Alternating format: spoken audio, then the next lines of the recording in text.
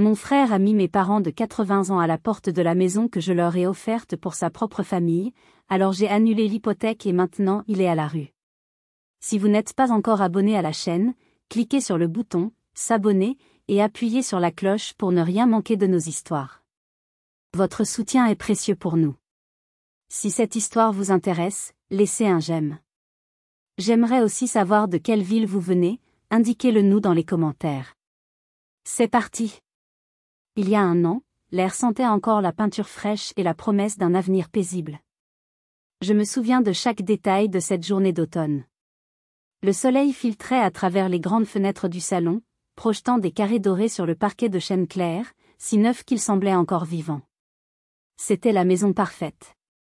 Pas un palais, non, mais une maison de plain-pied, solide et accueillante, avec 3 chambres et un petit jardin à l'arrière, niché dans un quartier tranquille de la banlieue de Lyon. C'était le rêve silencieux que mes parents avaient caressé toute leur vie, un rêve qu'ils pensaient inaccessible. Je tenais le trousseau de clés dans ma paume. Elles étaient encore froides, presque coupantes, et leur poids semblait condenser 10 ans de ma vie. 10 ans d'économie, de nuits blanches passées à coder, à optimiser, à bâtir mon entreprise à partir de rien. 10 ans de repas solitaires devant un écran d'ordinateur, de vacances annulées, de sacrifices que personne dans ma famille n'avait jamais vraiment vus, ou peut-être, n'avait jamais voulu voir. Pour eux, ma réussite était une sorte d'anomalie, un coup de chance spectaculaire qui ne changeait rien à la hiérarchie tacite et immuable de notre famille. Ma mère, Geneviève, avait les larmes aux yeux. Elle déambulait dans la maison comme dans un songe, caressant le plan de travail en granit de la cuisine, ouvrant et fermant les placards qui sentaient encore le bois neuf. « Je n'arrive pas à y croire, Faustine, murmurait-elle, sa voix étranglée par l'émotion. C'est trop. Nous ne méritions pas ça. » Cette dernière phrase, prononcée dans un souffle, contenait déjà en germe toute la tragédie à venir.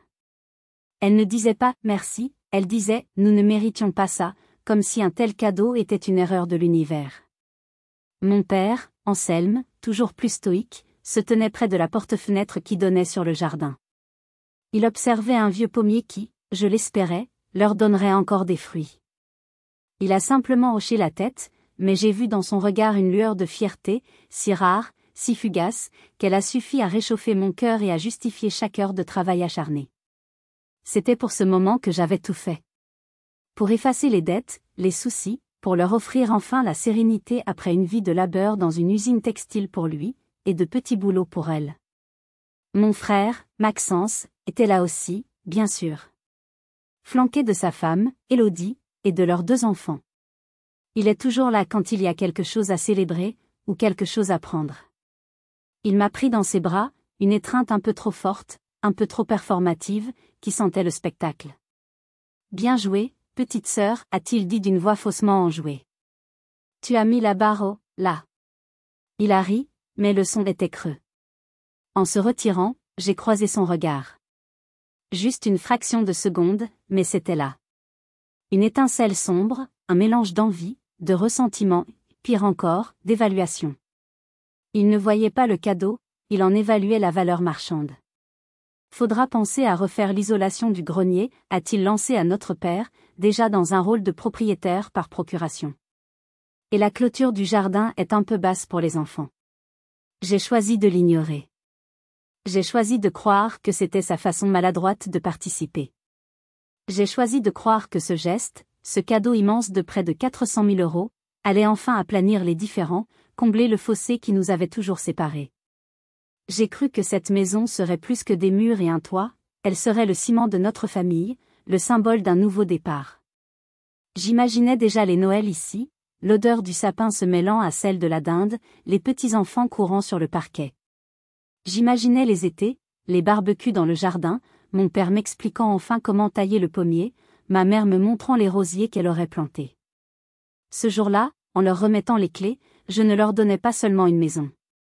Je leur offrais toutes mes illusions, tout mon espoir. L'espoir naïf qu'enfin, je serais vue. Pas comme Faustine la femme d'affaires, la célibataire qui a le temps et l'argent, mais comme Faustine, leur fille, leur égale. L'espoir qu'ils comprendraient l'amour inconditionnel et désespéré derrière ce geste. J'avais tort. J'avais si terriblement tort. Cet espoir, ils allaient le prendre, le tordre et le réduire en miettes, tout comme ils l'avaient fait avec tout le reste. La maison n'était pas un ciment. C'était une arme, et je venais de la charger pour qu'ils la retournent contre moi. 1 an plus tard. Le présent. La salle de réunion est au 25e étage, un aquarium de verre et d'acier suspendu au-dessus de Lyon. L'air conditionné ronronne, une respiration artificielle et constante. Dehors, la ville s'étend sous un ciel gris, un organisme vivant et indifférent. Sur la longue table en laque noir, des graphiques, des projections, des chiffres qui représentent des millions d'euros. Autour de moi, 6 hommes et une autre femme, tous en costume chair, le visage concentré. C'est mon monde. Un monde que j'ai construit de mes propres mains, un monde de logique, de stratégie et de contrôle absolu. Je suis en plein milieu d'une présentation, démontant point par point la stratégie marketing d'un concurrent. Je suis dans mon élément, précise, incisive. Mon téléphone vibre sur la table. Une fois. Un léger tremblement sur la surface noire. Je l'ignore. Dans cet univers, les interruptions personnelles sont une faiblesse. Il vibre une deuxième fois. Le nom qui s'affiche est Monsieur Gauthier. Notre ancien voisin, devenu le voisin de mes parents. Un retraité adorable qui leur apporte parfois des légumes de son potager. Je fronce les sourcils. Il n'appelle jamais. Jamais. Il vibre une troisième fois, une insistance désespérée qui traverse le silence feutré de la salle. Une angoisse froide, irrationnelle, commence à s'insinuer en moi, brisant ma concentration, fissurant la bulle stérile de la réunion. Mon cœur se met à battre plus fort.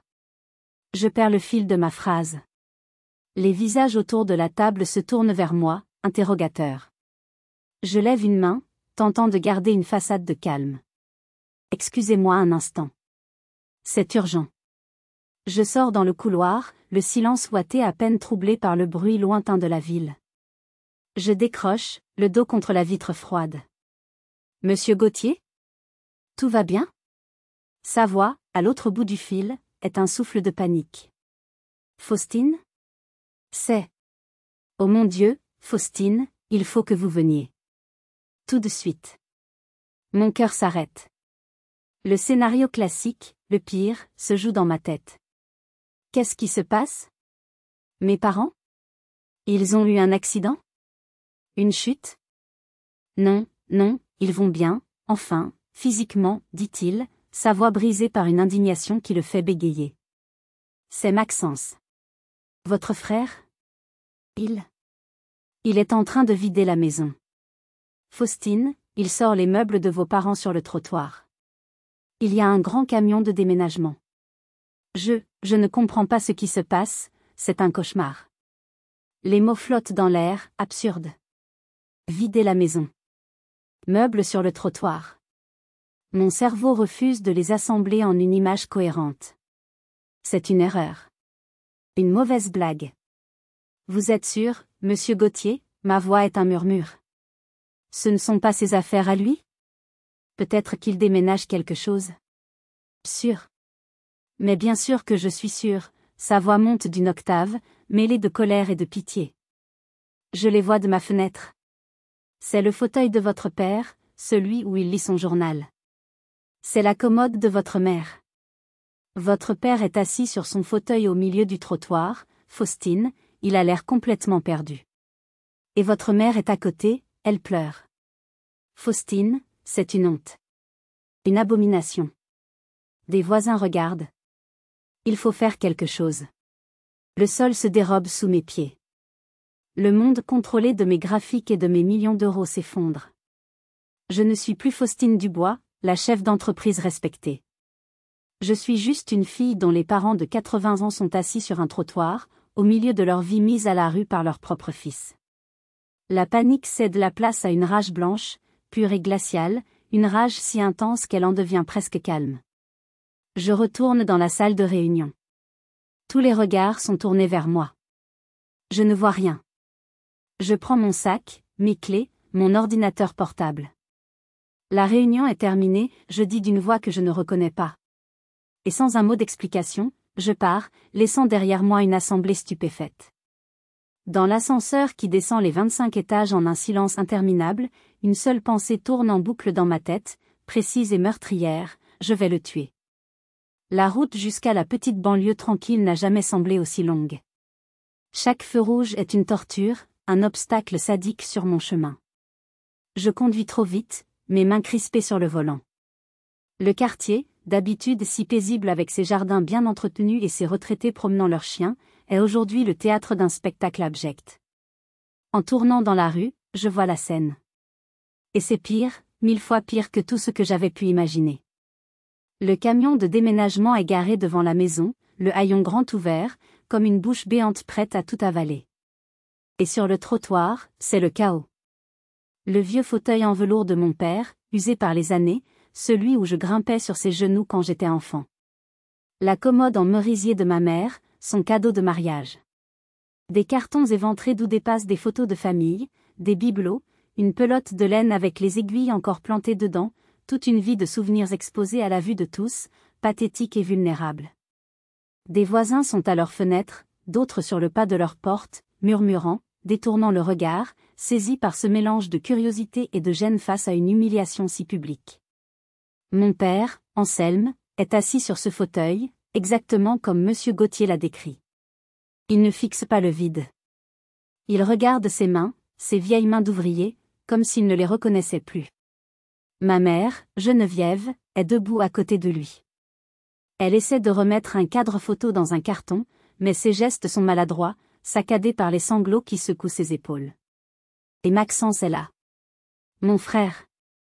Il ne porte rien, bien sûr. Il se contente de diriger les déménageurs avec des gestes amples, le torse bombé, un téléphone collé à l'oreille.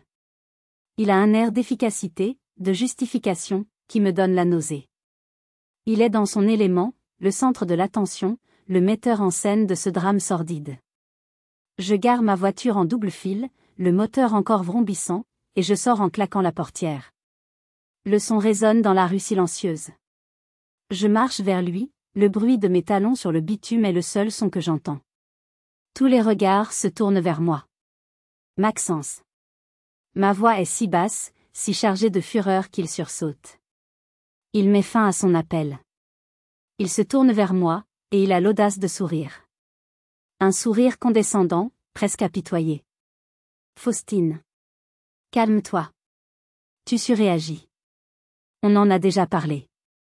On n'a jamais parlé de ça. On n'a jamais parlé de mettre nos parents à la rue.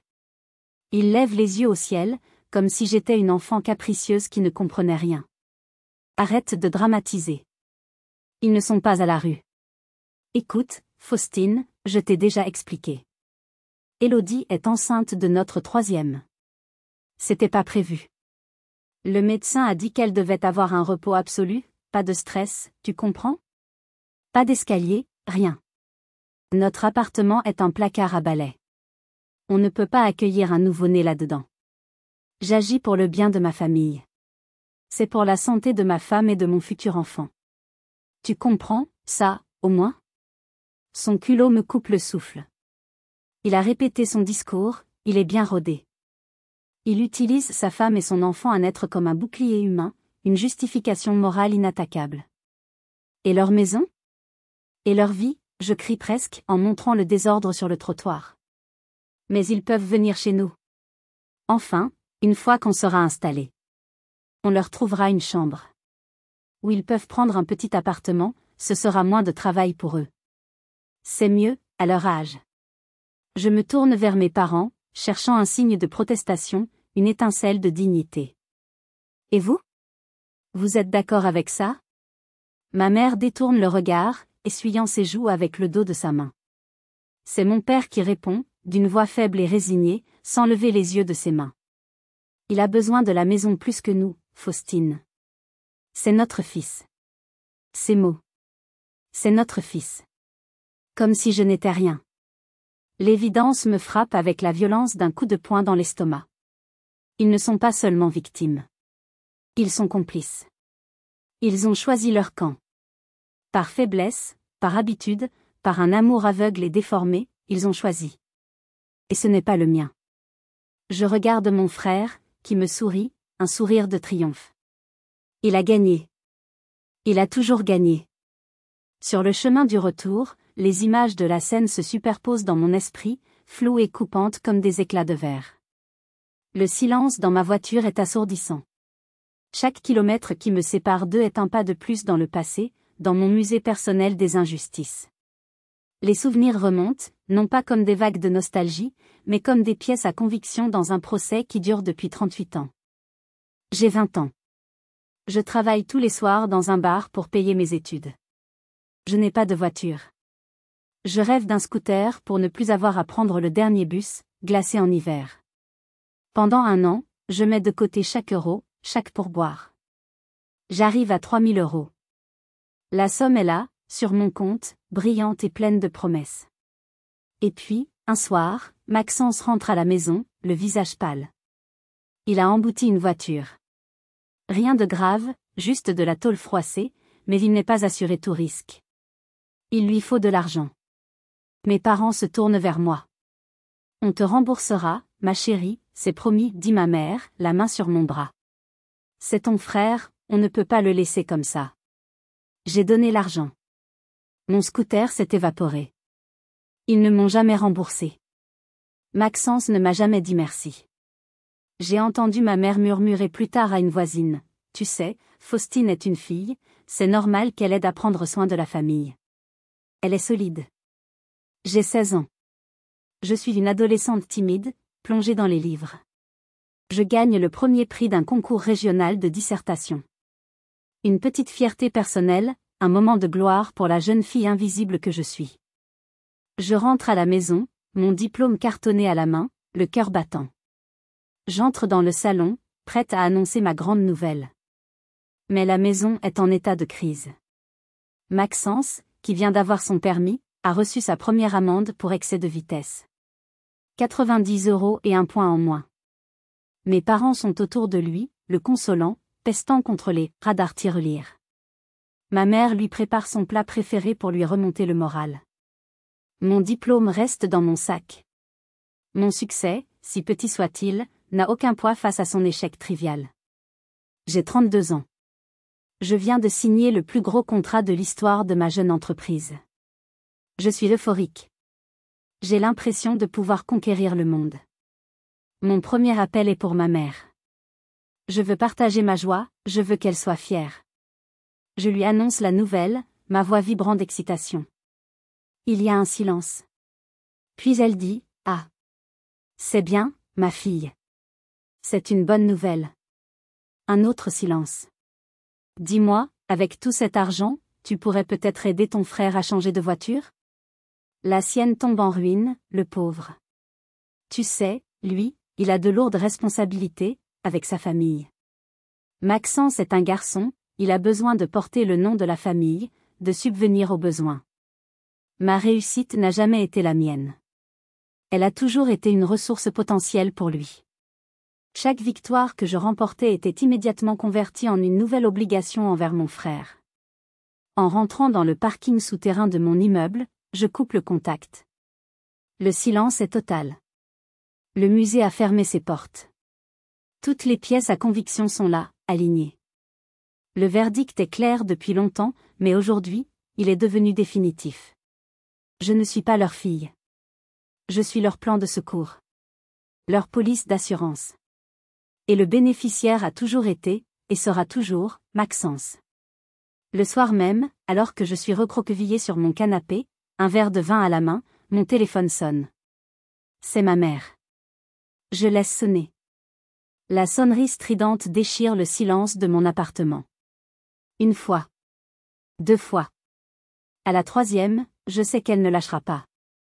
Je décroche, le cœur lourd, sans dire un mot. Faustine ? Sa voix est mielleuse, prudente. C'est la voix qu'elle utilise quand elle sait qu'elle est en tort, mais qu'elle veut quand même obtenir quelque chose. C'est une voix qui me supplie de ne pas la forcer à admettre sa propre lâcheté. Tu es fâché, je comprends. Mais essaie de te mettre à notre place. Je reste silencieuse. Je n'ai aucune envie de me mettre à sa place. Sa place est un territoire de déni et de faiblesse que j'ai fui toute ma vie. Je l'écoute tisser sa toile de justification, une toile usée par des décennies de pratique. Ton frère ne va pas bien, tu sais, commence-t-elle. La situation avec le bébé, ça le stresse énormément. Il a peur de ne pas y arriver. Il a besoin de stabilité. Et puis, tu te souviens quand il était petit? Il était si fragile. Cette pneumonie qu'il a eue à 6 ans, on a cru le perdre. Le médecin avait dit qu'il garderait des séquelles, qu'il faudrait toujours faire attention à lui. Le voilà. L'argument ultime, l'excuse fondatrice qui a structuré toute notre vie de famille. La maladie infantile de Maxence, guérie depuis des décennies, mais qui a laissé chez mes parents une dette imaginaire, un sentiment de culpabilité qu'ils ont passé leur vie à essayer de rembourser. Et c'est moi qui ai toujours payé les intérêts. Maman, je dis enfin, ma voix est plate, sans émotion. Il a 42 ans. Il n'est plus un enfant malade. Mais il est sensible. Pas comme toi.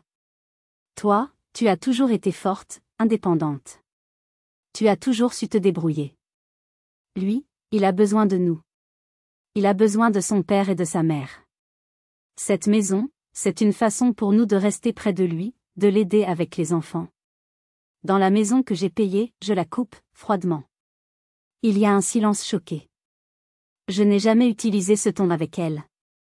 Faustine, ne sois pas comme ça, reprend-elle, sa voix devenant pleurnicharde. Ne sois pas matérialiste. Ce ne sont que des murs. L'important, c'est la famille. Tu es seul, tu as ton bel appartement, ton argent. Tu ne peux pas comprendre le fardeau que c'est d'avoir une famille à charge. La maison est trop grande pour nous deux de toute façon. C'est du gâchis. Pense à tes neveux, à ce bébé qui va arriver. Ils auront un jardin pour jouer. Fais-le pour eux. Sois la plus intelligente. Cède, pour la paix de la famille. La paix de la famille. Cette phrase, je l'ai entendue toute ma vie. C'était toujours à moi de céder. C'était toujours à moi de ravaler ma fierté, mes sentiments, mes droits, pour maintenir une paix factice qui profitait à tout le monde, sauf à moi. Cette fois, j'ai décidé de ne pas laisser passer. La paix de la famille, maman? Ou la paix de Maxence?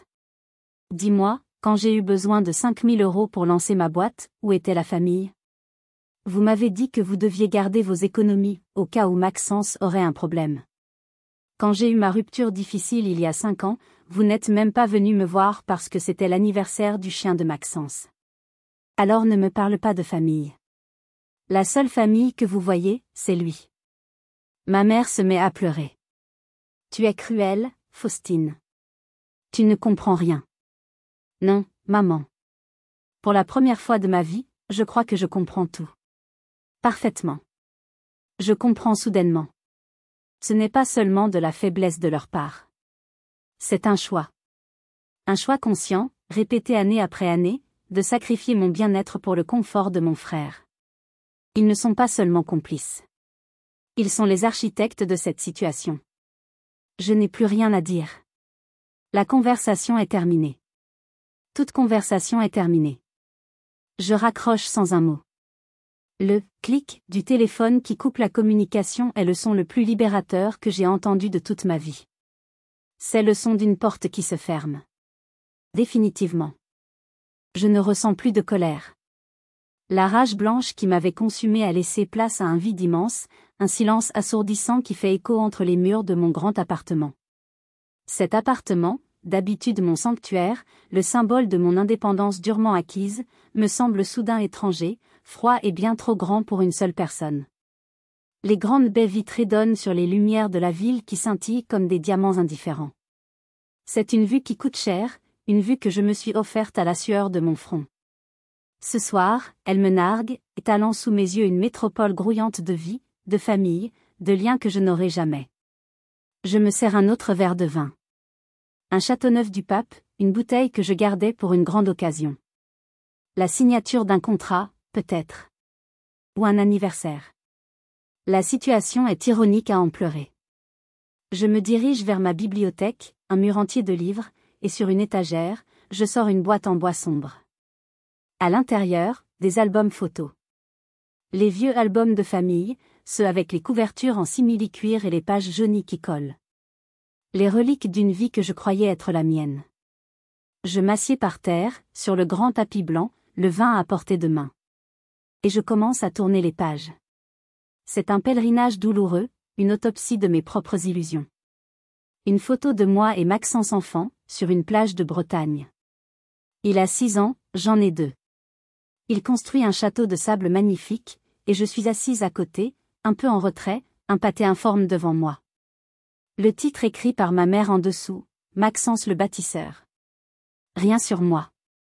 J'étais déjà un personnage secondaire dans ma propre enfance. Une autre photo. J'ai 10 ans. C'est la fête de l'école. J'ai eu le premier rôle dans la pièce de théâtre. J'étais terrifiée, mais j'ai appris tout mon texte, j'ai travaillé pendant des semaines. Sur la photo, je suis en costume, souriant timidement à l'objectif. Mais le cadre est large. On voit mes parents, au premier rang, qui ne me regardent pas. Ils regardent Maxence, 14 ans, qui fait le pitre avec ses amis au fond de la salle. Je me souviens de leur seule remarque après le spectacle. On a eu peur que Maxence et ses copains se fassent renvoyer, il faisait trop de bruit. Ma performance, mon courage, effacé par une bêtise de mon frère. Je tourne la page. La photo de mon diplôme de fin d'études. J'ai 22 ans, major de ma promotion. Je suis seule sur la photo, en toge et mortier, devant l'université. Mes parents n'avaient pas pu venir, Maxence avait une grosse grippe. J'ai appris plus tard par ma tante Bérénice qu'il était parti en week-end à Amsterdam avec des amis. Quand je leur ai montré la photo, ma mère a dit « C'est bien, ma chérie. Avec un diplôme comme ça, tu trouveras un bon travail stable. Tu pourras mettre de l'argent de côté, au cas où ton frère en ait besoin un jour. » Chaque photo est une petite blessure. Chaque sourire figé sur le papier glacé raconte la même histoire. L'histoire d'une famille où l'amour n'était pas distribué équitablement. L'histoire d'une petite fille qui a passé sa vie à essayer d'obtenir une part du gâteau, sans jamais comprendre que sa part avait été donnée à son frère avant même sa naissance. Et les larmes viennent. Ce ne sont pas des larmes de rage. Ce sont des larmes de deuil. Profondes, silencieuses, désespérées. Je pleure la famille que je n'ai jamais eue. Je pleure la petite fille en moi qui a toujours cru que si elle travaillait assez dur, si elle était assez gentille, si elle réussissait assez bien, un jour, il la verrait. Un jour, il l'aimerait autant que lui. Je pleure parce que je comprends enfin. La maison n'était pas un cadeau pour eux. C'était un cadeau pour moi. C'était ma dernière tentative désespérée d'acheter leur amour, leur reconnaissance. C'était un monument érigé à la gloire de mon déni. Je pensais pouvoir construire le bonheur familial avec des briques et du ciment. Quelle idiote! Je me lève et je marche dans mon appartement silencieux. Je passe devant mon bureau, où des contrats de plusieurs millions sont en attente. Je passe devant mon dressing, rempli de vêtements de marque. Je vois le reflet d'une femme de 38 ans, une femme que le monde extérieur qualifierait de « réussie ». Mais ce soir, je ne vois qu'une orpheline dont les parents sont encore en vie. Le vin, les photos, la nuit qui s'avance. Je pleure jusqu'à ne plus avoir de larmes. Je pleure la mort de mon espoir. Et quand le chagrin s'épuise enfin, il ne reste que le vide. Un vide froid, clair et tranchant comme du cristal. C'est dans ce vide que la décision prend forme. Ce n'est pas une décision prise par colère, mais par nécessité. Comme un chirurgien qui doit amputer un membre gangréné pour sauver le reste du corps. Ma famille, ou du moins l'idée que je m'en faisais, est une maladie qui me ronge de l'intérieur. Et le seul remède est l'excision. Le soleil se lève, projetant une lumière grise et blafarde dans mon salon. La bouteille de vin est vide. Les albums photos sont éparpillés autour de moi comme les débris d'un naufrage. Je n'ai pas dormi. Je me lève, mes membres sont endoloris, mais ma tête est étrangement claire. Je me dirige vers la salle de bain et je me regarde dans le miroir. J'ai le visage fatigué, les yeux rougis, mais mon regard est différent. Il n'y a plus de douleur, plus de supplication. Il y a quelque chose de dur, de résolu. L'image qui me fait face est celle d'une femme qui a touché le fond et qui a décidé de ne plus se laisser couler. Je me suis menti toute ma vie. J'ai cru que leur amour était conditionnel à ma réussite. La vérité, c'est qu'il n'a jamais existé. Pas pour moi. Mon succès ne faisait qu'alimenter leur sentiment que j'étais une ressource inépuisable, un puissant fond dans lequel ils pouvaient puiser pour satisfaire les caprices de leur fils adoré. Tu as essayé d'acheter leur amour, je me dis à voix basse, fixant mon propre reflet. Ça suffit, maintenant. Je prends une douche. L'eau chaude sur ma peau est comme une purification. Je ne lave pas seulement la fatigue de la nuit, je lave des années de faux espoirs et de déceptions. En sortant, je m'habille.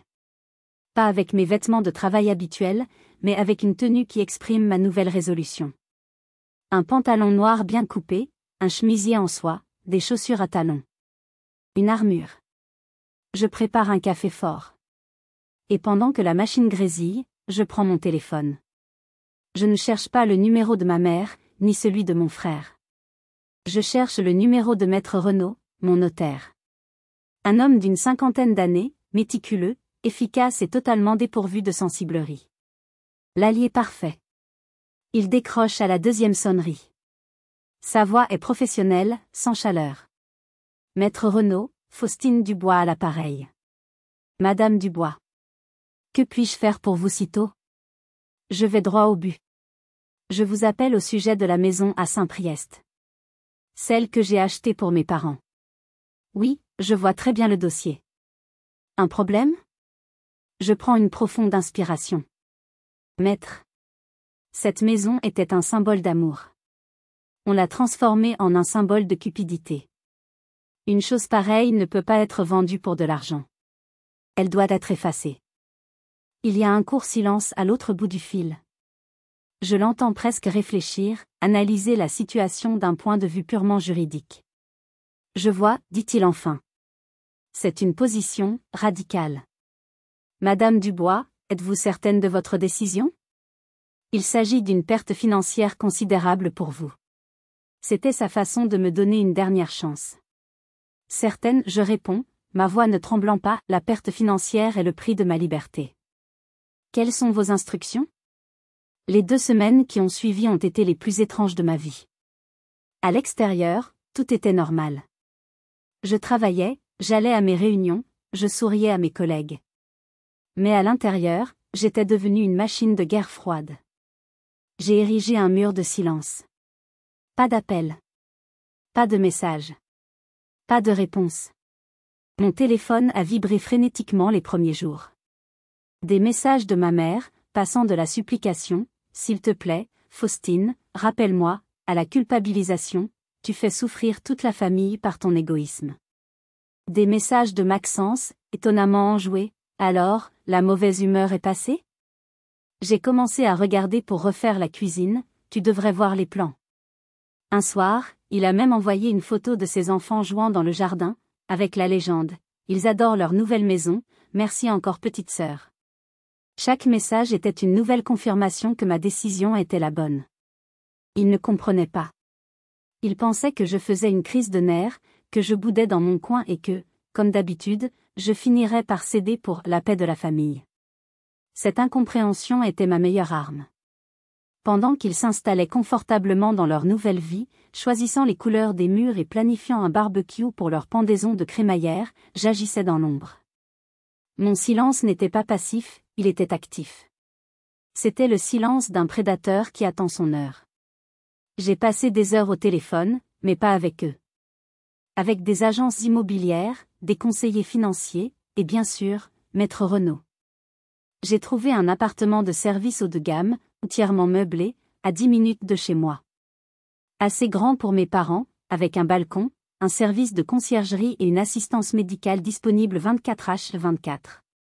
Les critères étaient clairs, sécurité, confort, et proximité de moi, pour que je puisse gérer les problèmes sans avoir à m'impliquer émotionnellement. C'était un acte de responsabilité, pas d'amour. J'ai signé le bail et payé 1 an de loyer d'avance. J'ai organisé le transfert de leur abonnement téléphonique, de leur contrat d'assurance. J'ai tout planifié, méthodiquement, froidement, comme je planifierais le lancement d'un nouveau produit. La dernière pièce du puzzle a été une conversation avec mon banquier. Une conversation courte, précise, qui a scellé le destin de la maison. Le piège était en place. Toutes les pièces étaient sur l'échiquier, prêtes pour le dernier mouvement. Il ne me restait plus qu'à choisir le moment. Si vous êtes arrivé jusqu'ici, c'est que l'histoire vous intéresse vraiment. Dites-moi ce que vous en pensez dans les commentaires, tapez 1 pour que je sache que vous êtes ici, ou dites-moi depuis quel pays vous regardez l'émission. Vous pouvez aussi poser vos questions, j'y répondrai. Le vendredi soir, à la fin de la 2e semaine de silence, j'ai envoyé un message. Court, neutre, dénué de toute émotion.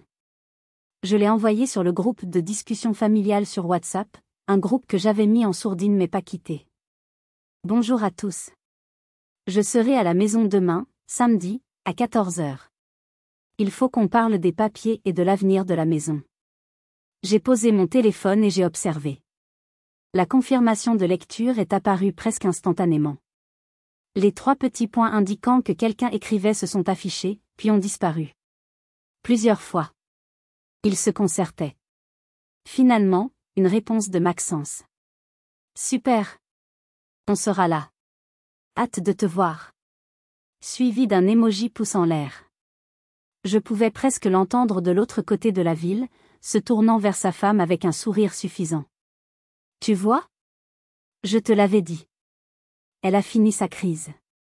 Elle vient faire la paix et nous donner les papiers. Pour lui, parler de l'avenir de la maison ne pouvait signifier qu'une chose, une capitulation. La formalisation de son annexion. Il s'imaginait probablement que j'allais lui proposer de continuer à payer le crédit, en plus de lui laisser la maison. L'idée était si absurde, si conforme à la dynamique de notre famille, qu'elle m'a arraché un rire sans joie. L'appât était lancé. Et comme prévu, le poisson m'avait mordu. Il ne se doutait pas que l'hameçon était au bout de la ligne. J'ai passé le reste de la soirée à préparer mes documents, à les ranger dans une chemise cartonnée. J'étais calme. Étrangement calme. La nervosité et l'angoisse avaient disparu, remplacées par une détermination d'acier. Demain ne serait pas une confrontation. Ce serait une procédure. Une exécution. Je n'y allais pas pour me battre. J'y allais pour lire la sentence. Le lendemain, à 14h précises, je me suis garée devant la maison. Ma maison. Des jardinières de géranium avaient été ajoutées sur le rebord des fenêtres. Une touche personnelle d'Élodie, sans doute. Un petit vélo d'enfant était posé contre le mur. Ils avaient vraiment pris possession des lieux. La vision a provoqué une pointe de douleur, mais je l'ai repoussée. J'ai sonné. C'est Maxence qui a ouvert, un grand sourire aux lèvres. Faustine. Entre, entre. On t'attendait. Je suis entrée dans le salon. Mes parents étaient assis sur le canapé, l'air un peu tendu mais soulagé. Élodie, sa grossesse maintenant bien visible, m'a salué timidement. Les enfants jouaient dans le jardin. L'image d'une famille parfaite. Une mascarade. Tu veux boire quelque chose ? Un café, a proposé Maxence, tout en hospitalité. Non, merci. Je ne reste pas longtemps, ai-je répondu, ma voix neutre coupant court à sa tentative de normalité. Je suis restée debout. Je ne voulais pas m'asseoir. Je ne voulais pas être à l'aise. Maxence s'est frotté les mains. Bon. Alors, ces fameux papiers. Je suppose que tu viens pour qu'on signe le transfert de propriété ? On a regardé avec Élodie, on aimerait bien abattre le mur entre la cuisine et le salon pour faire une grande pièce à vivre. Qu'est-ce que tu en penses ? Il parlait de mes murs. Des murs que j'avais payés. Il me demandait mon avis sur la façon de les détruire, comme si c'était la chose la plus naturelle du monde. J'ai soutenu son regard, le laissant parler, savourant son arrogance, sachant qu'elle allait bientôt se briser. Quand il a eu fini, j'ai dit calmement, avant de continuer, j'ai invité quelqu'un. Un froncement de sourcils a traversé son visage. Qui ça ? Au même moment, la sonnette a retenti. Les yeux de Maxence se sont plissés de méfiance. Il est allé ouvrir la porte. Sur le seuil se tenait Maître Renaud, impeccable dans son costume sombre, une mallette en cuir à la main. L'atmosphère dans la pièce a changé instantanément. L'ambiance familiale et décontractée s'est évaporée, remplacée par une tension glaciale. Mon père s'est redressé sur le canapé. Ma mère a regardé le notaire avec des yeux ronds d'inquiétude. Maxence a eu un rire nerveux, un ricanement. Oh, je vois. Ma petite sœur a besoin de son avocat pour une discussion de famille maintenant? Tu te prends pour qui, Faustine? Une grande patronne qui ne peut plus parler sans ses sbires? Il essayait de reprendre le contrôle par le mépris, sa tactique habituelle. Mais cette fois, ça n'a pas fonctionné. Maître Renaud est entré, m'a adressé un bref hochement de tête, et a posé sa mallette sur la table basse avec un bruit sec qui a résonné dans le silence. Le procès pouvait commencer. Maître Renaud n'a pas perdu de temps en mondanité.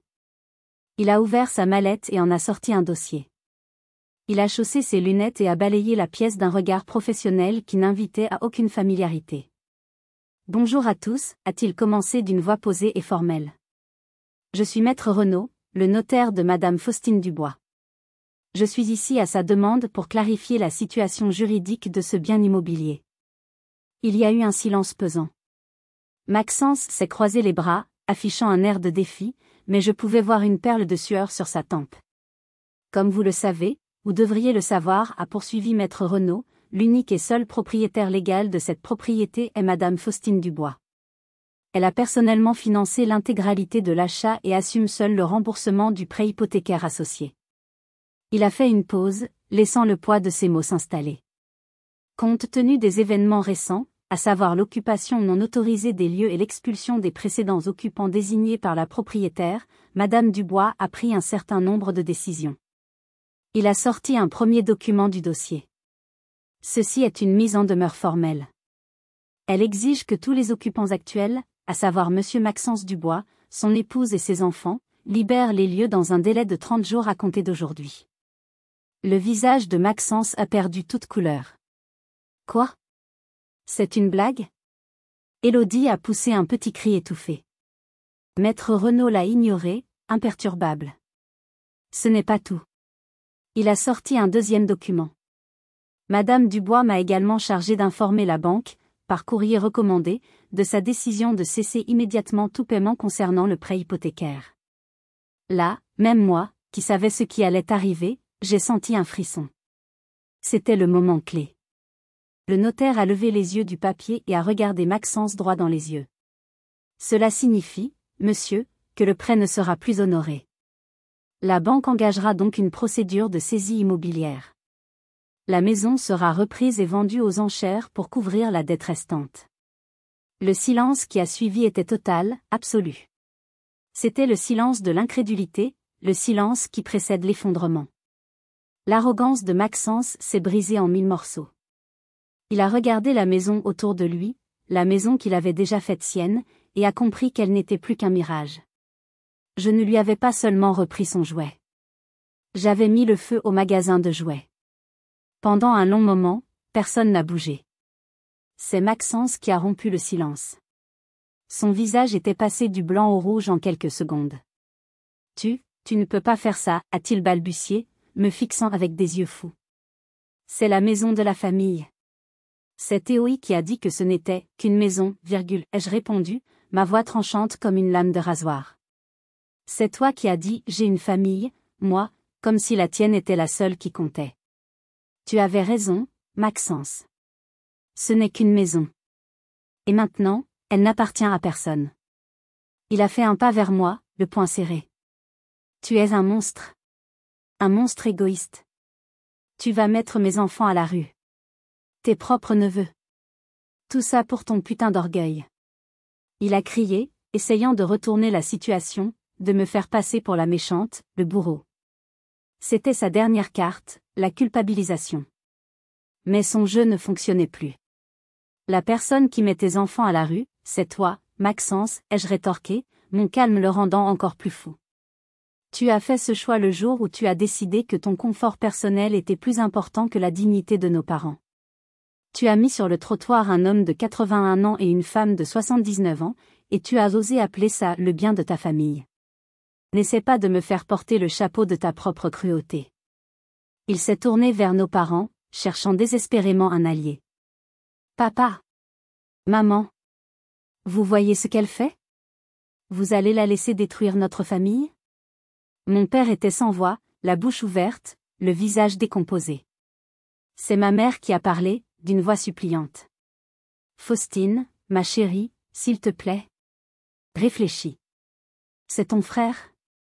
J'ai réfléchi, maman, je l'ai interrompu, sans hausser la voix. J'ai réfléchi pendant 38 ans. J'ai réfléchi à chaque fois que j'ai dû me sacrifier pour lui.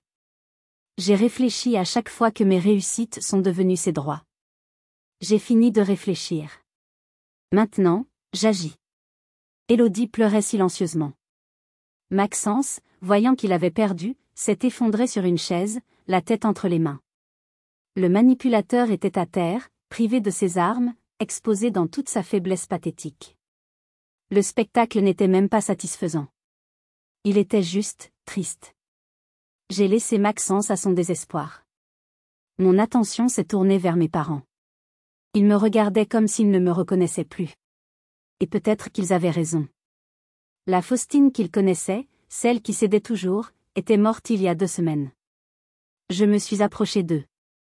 Ma voix a perdu sa dureté, mais elle est restée distante.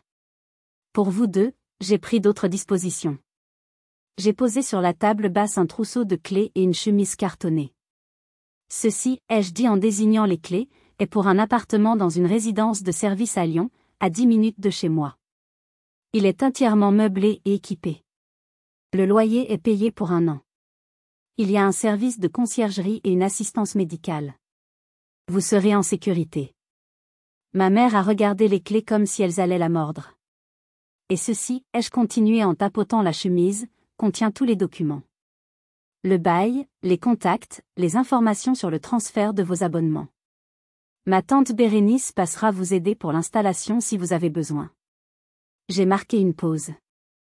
Je les ai regardés, l'un après l'autre. Je remplirai toujours mes responsabilités de fille. Vous ne manquerez jamais de rien sur le plan matériel. C'est ma promesse. Je me suis tue un instant, choisissant mes derniers mots avec soin. Mais mon amour et ma confiance, ils sont morts dans cette maison. Ils sont morts sur ce trottoir, avec vos meubles et votre silence. À partir de maintenant, il y aura des frontières entre nous. Je ne suis plus votre plan de secours. Je ne suis plus la banque de Maxence. Je suis juste Faustine. Et il va vous falloir apprendre à me connaître. Sur ces mots, j'ai fait demi-tour. Maître Renaud m'a suivi. En passant la porte, je n'ai pas regardé en arrière. J'ai laissé derrière moi les ruines d'une famille qui n'en avait jamais vraiment été une. Je n'ai ressenti ni joie, ni triomphe. Juste le vide immense et terrifiant de la liberté. Aujourd'hui, plusieurs mois ont passé. Ma tante Bérénice m'a dit que Maxence et sa famille avaient trouvé un petit appartement en location, loin du quartier de leurs rêves. Mes parents vivent dans la résidence de service. Ils ont tout le confort nécessaire, mais notre relation est glaciale, faite de conversations polies et de silences pesants. La maison, elle, a été vendue aux enchères par la banque. Je ne sais même pas qui l'a achetée. C'est mieux comme ça. Je suis souvent seule dans mon grand appartement, à regarder les lumières de la ville. Je ne suis pas heureuse, pas encore. Mais je suis en paix. C'est une paix étrange, née des cendres d'un amour impossible. Ce n'est pas la joie de la vengeance. C'est la liberté tranquille d'avoir enfin cessé de se battre pour une cause perdue. J'ai détruit le rêve de ma famille, j'ai laissé mon frère et ses enfants affronter les conséquences de ses actes. Alors dites-moi, est-ce que j'ai eu tort ?